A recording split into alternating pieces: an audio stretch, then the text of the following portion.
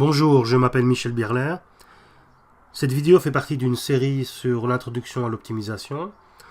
Nous allons voir deux théorèmes concernant la dualité. Commençons par voir le théorème de dualité faible. Considérons le problème d'optimisation minimiser fx sous contrainte hx égale 0 et g de x plus petit ou égal à 0. C'est un problème d'optimisation qui a n variables, m contraintes d'égalité et p contraintes d'inégalité. Nous appellerons ce problème le problème primal. Et nous considérons une solution optimale de ce problème, x étoile. Nous considérons le dual de ce problème d'optimisation, qui consiste à maximiser la fonction duale q lambda mu, sous contrainte mu plus grand ou égal à 0, lambda mu appartenant à xq, lambda étant un vecteur de Rm, où m est le nombre de contraintes d'égalité, et mu est un vecteur de Rp, où p est le nombre de contraintes d'inégalité. La fonction duale est définie en minimisant la fonction lagrangienne par rapport aux variables primales x, la fonction lagrangienne étant f de x plus lambda transposé h de x plus mu transposé g de x. Et l'ensemble xq est défini comme l'ensemble des variables duales lambda mu associées à une valeur finie de la fonction duale. Et considérons lambda étoile mu étoile une solution optimale de ce problème dual. Alors, la valeur de la fonction optimale du problème dual à l'optimum est toujours inférieure ou égale à la valeur de la fonction objective du problème primal à la solution optimale. Par définition, la valeur de la fonction objective du problème dual aux variables lambda étoile et mu étoile est définie par la minimisation du Lagrangien évaluée aux mêmes valeurs lambda étoile et mu étoile. Par définition du minimum, cette valeur est plus petite ou égale à la valeur de la fonction lagrangienne évaluée à la valeur spécifique x étoile. Comme x étoile est une solution optimale du problème primal, il vérifie donc les contraintes du problème primal. En particulier, la valeur de h de x étoile est égale à 0. Nous pouvons donc supprimer ce terme de l'expression. De la même manière, nous avons que mu étoile est plus grand ou égal à 0. En effet, mu étoile est une solution optimale du problème dual. Il vérifie donc les contraintes du problème dual. Et donc, mu étoile est plus grand ou égal à 0. Et g de x étoile, pour la même raison, est plus petit ou égal à 0, car x étoile vérifie les contraintes du problème primal. Nous obtenons ainsi le résultat désiré. Le théorème de dualité faible s'appliquait dans un cas très général des problèmes d'optimisation. Nous allons maintenant voir un deuxième résultat appelé le théorème de dualité forte, et nous allons le voir dans le contexte de l'optimisation linéaire. Considérons le problème primal, écrit en forme standard, minimiser C transposé X sous contrainte AX égale B et X plus grand ou égal à 0. Considérons une matrice de base B, c'est-à-dire une matrice carrée constituée de M colonnes de la matrice A, telle que B-1 fois petit b est plus grand ou égal à 0, et que le vecteur C bar, qui est égal à C moins A transposé B transposé inverse CB est plus grand ou égal à 0, en remarquant que C bar n'est rien d'autre que le vecteur des coréduits.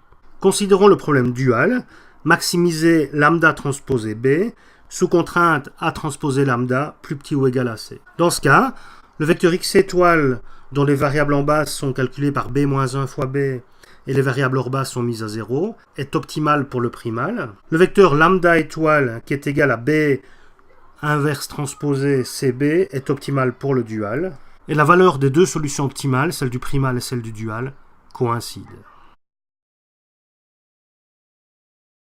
Le premier résultat est simple à montrer. Comme b-1b est plus grand ou égal à 0, nous avons affaire à une solution de base admissible, donc x étoile est admissible. Et comme tous les coréduits sont positifs, il s'agit d'une condition suffisante d'optimalité, ce qui donne que x étoile est optimal. Nous allons d'abord vérifier que lambda étoile est admissible pour le problème dual. Pour cela, nous calculons A transposé fois lambda étoile.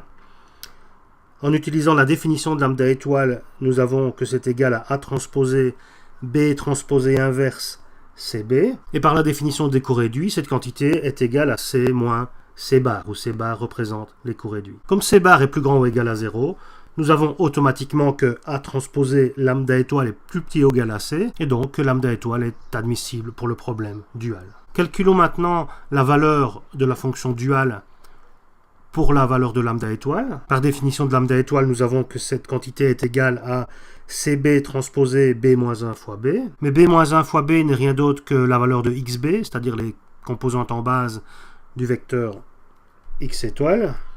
Et comme toutes les variables hors bas sont égales à 0, c'est aussi égal à la valeur de la fonction objectif du problème primal. Nous venons donc de montrer que la valeur de la fonction duale évaluée aux variables duales lambda étoile est égale à la valeur de la fonction objective du problème primal évaluée à la valeur des variables x étoile. Il nous reste à montrer que lambda étoile est bien une solution optimale du problème dual. Pour cela, considérons un lambda arbitraire qui est admissible pour le problème dual. Comme lambda est admissible pour le dual, la valeur de la fonction objective du dual lambda transposé B est plus petit ou égale à la valeur optimale du dual, appelons-la Q étoile. Par le théorème de dualité faible que nous avons vu tout à l'heure, la valeur optimale du dual est toujours plus petite ou égale à la valeur optimale du primal, c'est-à-dire C transposé X étoile. Et nous venons de montrer que cette quantité était égale à lambda étoile transposé fois B.